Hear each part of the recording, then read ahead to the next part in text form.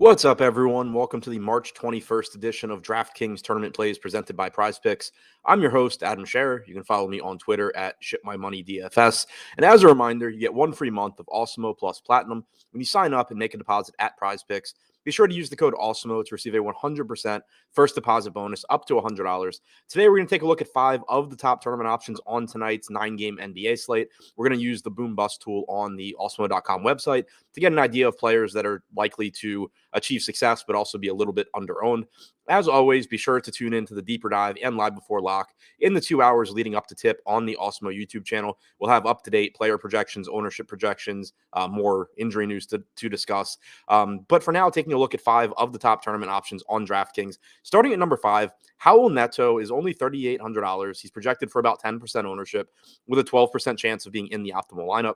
He has a fantastic matchup against the Houston Rockets. The only thing kind of working against him is that the Wizards do have a pretty deep rotation and the playing time can be inconsistent. In 7 starts with Kristaps Porzingis on the team this year, Neto has averaged 0.88 DraftKings points per minute, but only 20.2 minutes per game. The good thing about Neto, though, is when you have volatile minutes like that, there's some games where he's going to play 18 minutes and probably disappoint even at a cheap price tag. But there's other games where he's going to get 24 minutes and likely be a very good value option. So in this matchup, currently projected to go a bit under-owned as a $3,800 point guard, shooting guard option. Number 4, Fred VanVleet, $7,900, projected for about 9% ownership with a 13% chance of being in the optimal lineup. VanVleet sat out Toronto's last game, but he is back today. Gary Trent is out for Toronto. I don't expect that to have much of an impact on VanVleet, but he has averaged 1.09 DraftKings points per minute this season. He plays huge minutes whenever he's active, and this is likely to be a relatively high-scoring game against the Chicago Bulls. VanVleet currently projected to be a bit under-owned.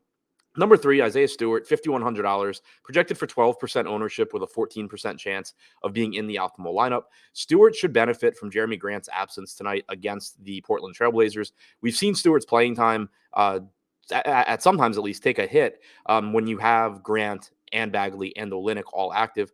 But without Jeremy Grant tonight, you should see more playing time from Stewart. He played around 30 minutes in the last game that Jeremy Grant missed, and I expect similar playing time tonight as long as he can avoid foul trouble. He's averaged 0.89 DraftKings points per minute this season and has an excellent matchup against the Blazers.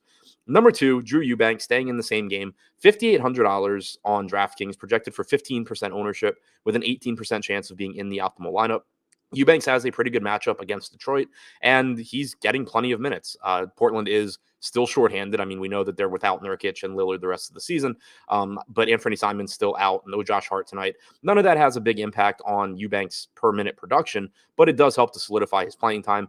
In the 11 games that he has started for Portland, he's averaged 27 minutes per game and 0.92 DraftKings points per minute. But assuming Portland's able to hang in the game against Detroit, they are about 8-point underdogs. Assuming they're able to hang in the game, it's likely that you get more than 30 minutes from Eubanks. And number 1, Al Horford, $5,900 in a favorable matchup against the Oklahoma City Thunder.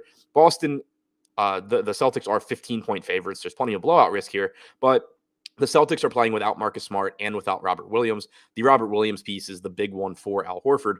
In the games that he's played without Williams this year, Horford has averaged 1.04 DraftKings points per minute and 29.8 minutes per game. In the games he's played with Williams, he's averaged 0.99 DraftKings points per minute and 28.5 minutes per game. So not a massive bump for Horford, but a bump in production nonetheless, and an extra minute or so of expected playing time. He's currently projected for about 17% ownership with a 21% chance of being in the optimal lineup. So to recap, the top 5 tournament options on DraftKings: number 5, Howell Netto; number 4, Fred VanVleet; number 3, Isaiah Stewart; number 2, Drew Eubanks; and number 1, Al Horford.